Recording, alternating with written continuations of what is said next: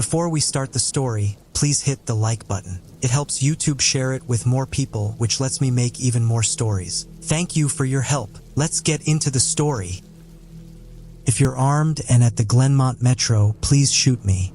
Make it a headshot. Shoot me in the temple, aiming slightly downwards. I need the bullet to travel the shortest possible distance through my brain before it hits my hippocampus. If I'm lucky, the sensation of the gunshot ripping through my skull will only last a few decades. As awful as this sounds, you'll be doing me an enormous favor. Death by a headshot as soon as possible is vastly better than the alternative. My ordeal started over 10,000 years ago at 10:15 this morning. I earn extra money by participating in drug trials. I'm a so-called healthy subject who takes experimental drugs to help assess side effects. Once it was a kidney drug. A few times it's been something for blood pressure or cholesterol. This morning they told me the drug I took was a psychoactive substance intended to accelerate brain function. None of the drugs I had tested so far have ever done anything for me in the recreational sense. In other words, none of the drugs I've tested have given me a killer buzz or mellowed me out or anything. Maybe I've always ended up the placebo group, but nothing I've tested had affected me at all. Today's drug was different. This shit worked. They gave me a pill at 10:15 and told me to hang out in the waiting room until they called me back for some tests. Only about 30 minutes, the research assistant told me. I flopped onto the waiting room couch and read a few articles from a copy of Psychology Today that was sitting on the coffee table. They hadn't called me back when I finished the Psychology Today, so I picked up a US News and read it cover to cover. Then I read an old Scientific American. What was taking them so damn long? I sluggishly turned my head to look at the wall clock. It was only 10:23 a.m. I had read all 3 magazines in 8 minutes. I remember thinking this was going to be a long day. I was right. The waiting room had a little bookshelf with some used hardcovers on it. When I stood up to walk to the bookshelf, it felt like my legs barely worked. It's not that they were weak. They were just slow. It took a full minute just to stand up off the couch, and another minute to take 2 steps to the bookcase.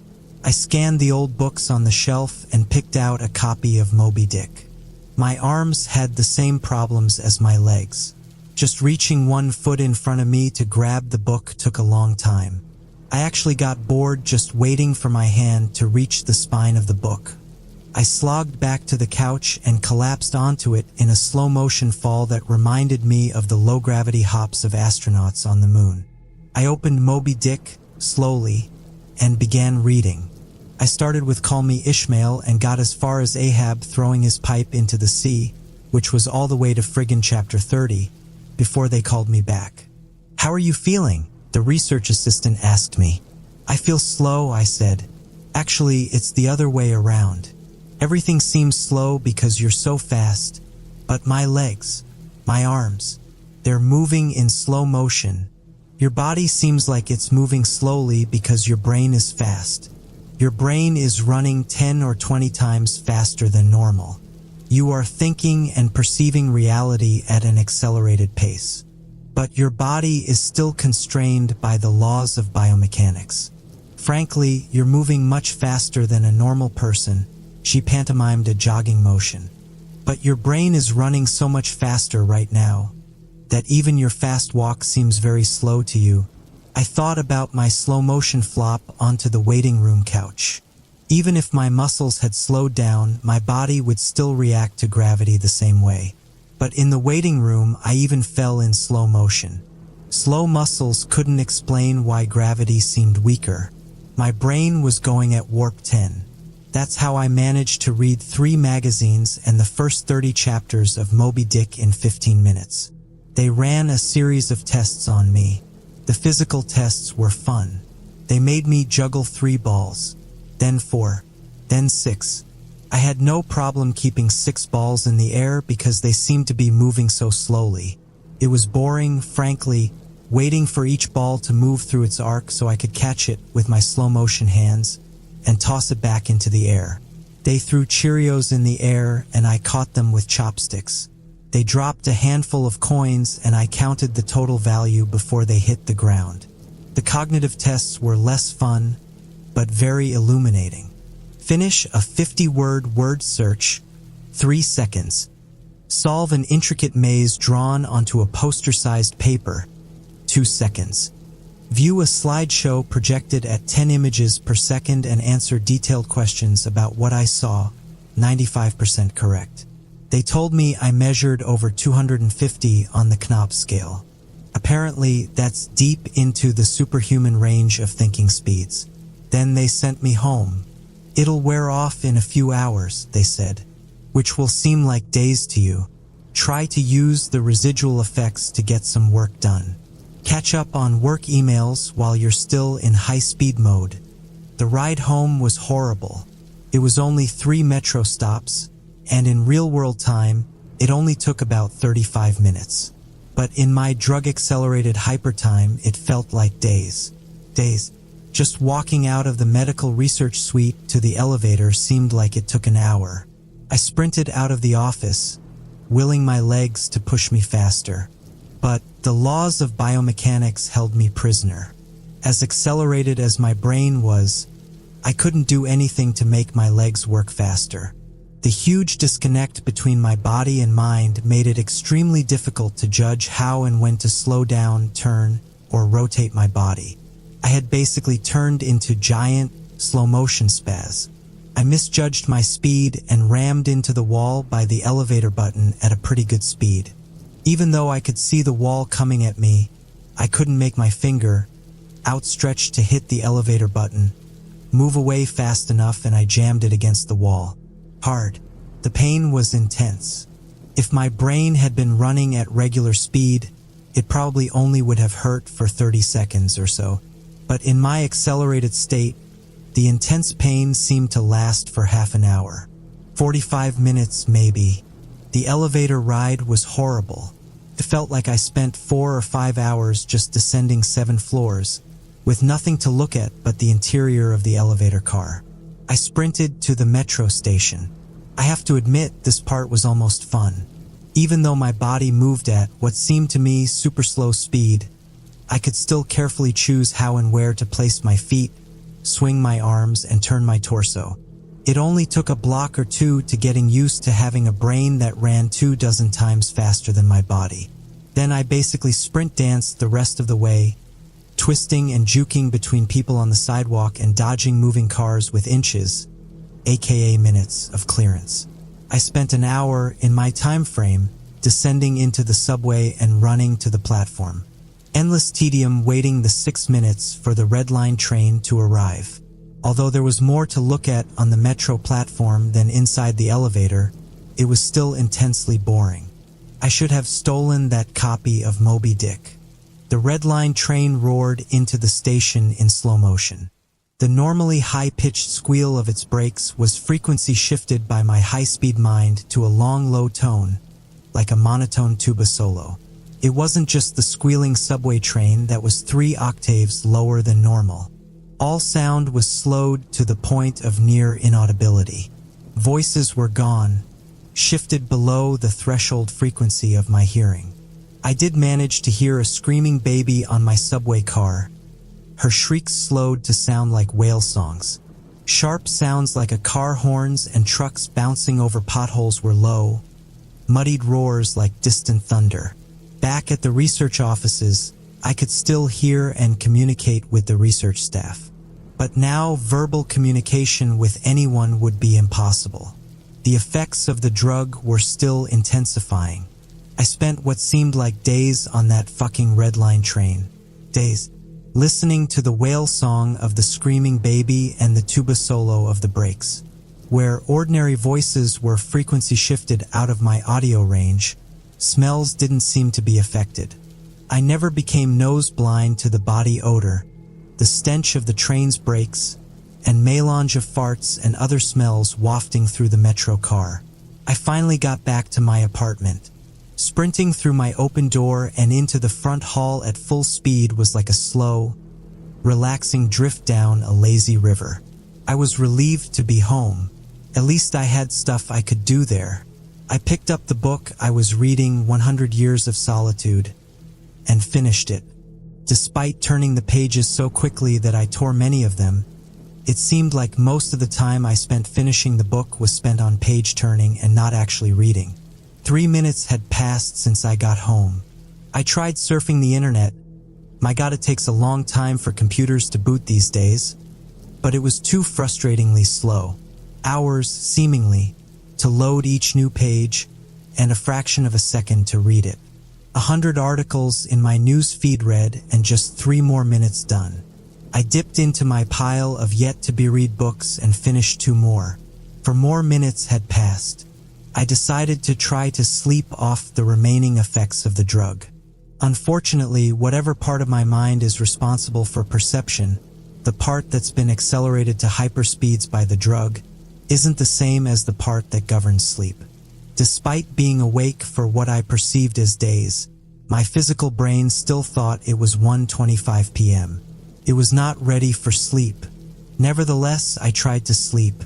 I walked to my bedroom, a slow 45-minute drift through my apartment, and flung myself into bed, lazily falling like a feather onto the mattress.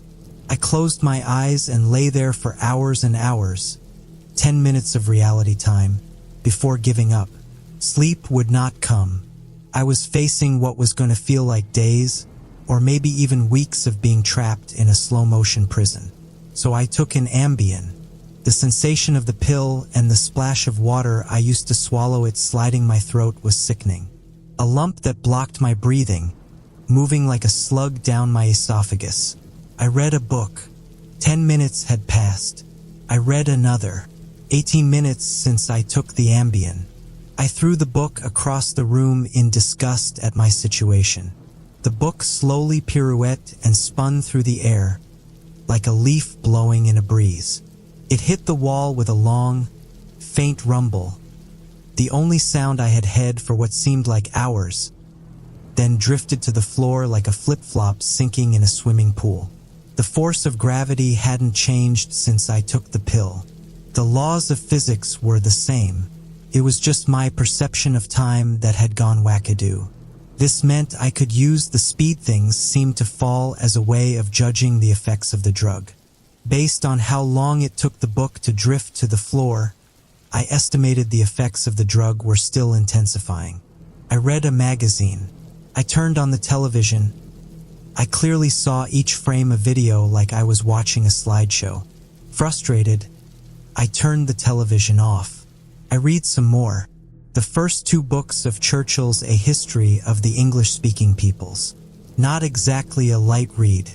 Frankly, I hated it. But given the hours of tedium it would take to go get another book off my bookshelf, just sitting on the couch and reading Churchill was better. Or at least less worse. It had now been 35 minutes since I took the Ambien. I lay down on the couch and closed my eyes. Time passed. I inhaled an hours-long process. Time passed. I exhaled for more hours. Sleep would not come. I needed a new plan. I decided to go back to the offices where they gave me the drug. Maybe they would have something that could counteract its effects, or at least something to knock me out until it wore off. I exited my apartment as fast as possible, taking hours in my time frame to do so. I didn't even bother locking the door. It would have taken too long. Down the stairs, it's faster than the elevator if you run. Through the lobby, out the front door, and onto the street. These few things felt like a long day at the office. Sprinting down the street, dancing and weaving between pedestrians with, what must have looked to them, superhuman dexterity. Down the first flight of stairs at the metro, across the landing, another hour, then on to the second flight of stairs. That's when the Ambien hit me. The Ambien didn't make me sleepy. Not at all. Instead, it must have had a severe cross-reaction with the experimental drug I took this morning. I was bounding down the second flight of stairs, moving in slow motion, but still making perceptible progress. Then, wham, everything stopped. The dull roar of the street and metro noise ceased. replaced by the most perfect silence I've ever experienced. My downwards motion seemed to completely freeze. Before the Ambien kicked in, my perception of time was maybe a few hundred times slower than real time. After the Ambien took effect, time moved thousands of times slower. Every second seemed like days to me.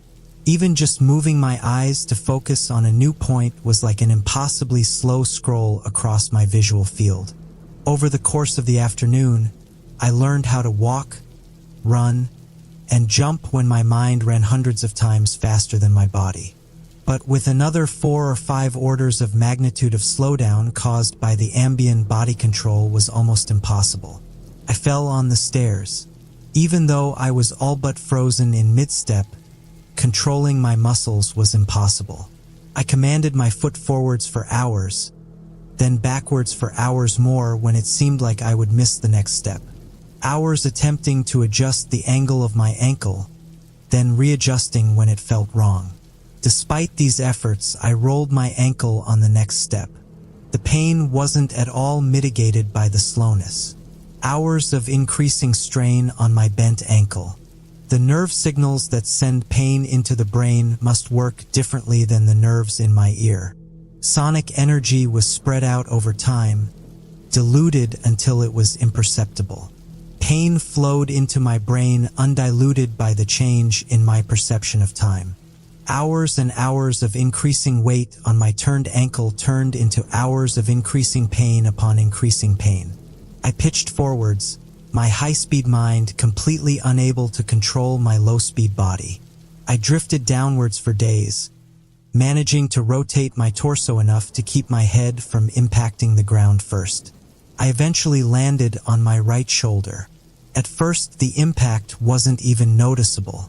Then I felt a slight pressure in my shoulder as it came in contact with the ground. The pressure grew, bringing increasing pain for hour upon hour. My shoulder finally gave out, popping out of its socket with an endless sickening tug. I came to a stop days later, crumpled onto the ground, staring at the ceiling. The pain in my shoulder still screaming with the intensity of a fresh, violent injury. I had plenty of time to think during that fall. If every second seemed like days to me, then each minute of real-world time would be like years. Even if the drug cleared out of my system in the next 2 or 3 hours, this nightmare would seem to last centuries. By the time I hit the ground, I had a plan. I would somehow get to the platform and throw myself in front of a train. I twisted onto my hands and knees, days of my dislocated shoulder crying for relief. I misjudged my rotation and rolled onto my back. I tried again, collapsing onto my face as I tried to figure out how to control a body that moved slower than grass grew. Weeks of effort were finally rewarded with success. I stabilized on my hands and knees. If just getting on all fours was this difficult, I figured that walking or running was completely out of the question. So I crawled. I crawled through the metro tunnel. The dumb looks on the faces in the crowd lingered on me for weeks. I crawled under the turnstile and onto the escalator. The escalator spilled the rush hour crowd onto the platform at the same speed a glacier spills ice into the sea. I looked out over the crowded platform during my interminable downward ride. The train status sign said the next train wouldn't arrive for 20 minutes. 20 minutes was like a year to me. I'd have to spend a year on the metro platform waiting to die.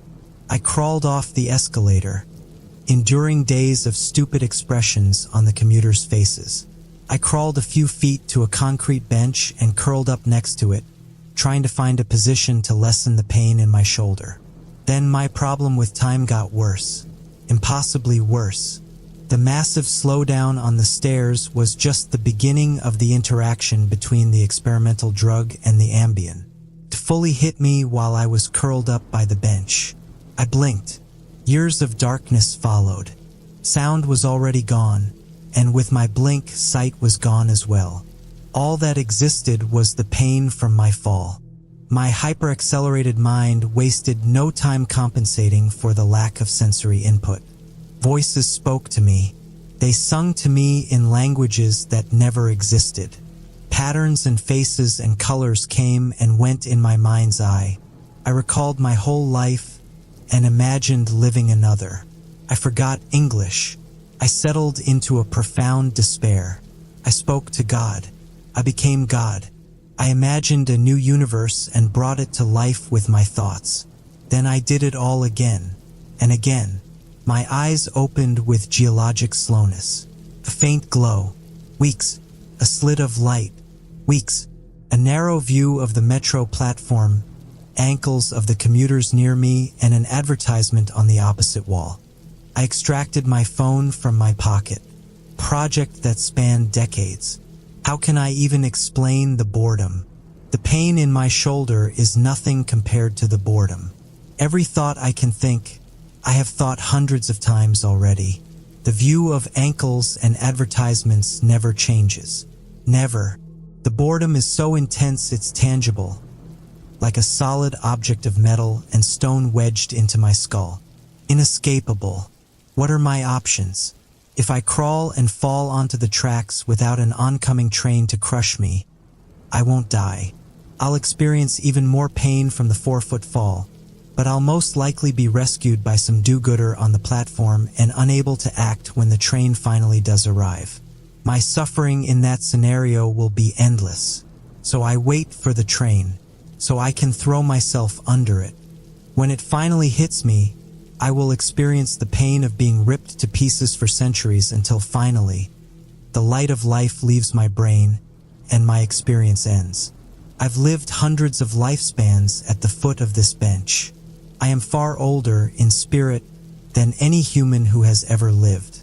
Most of my life experience has been a snapshot of pain huddled on the floor of a subway platform, with an unchanging view of ankles and advertisements. This post is my plan B, my Hail Mary, my long shot.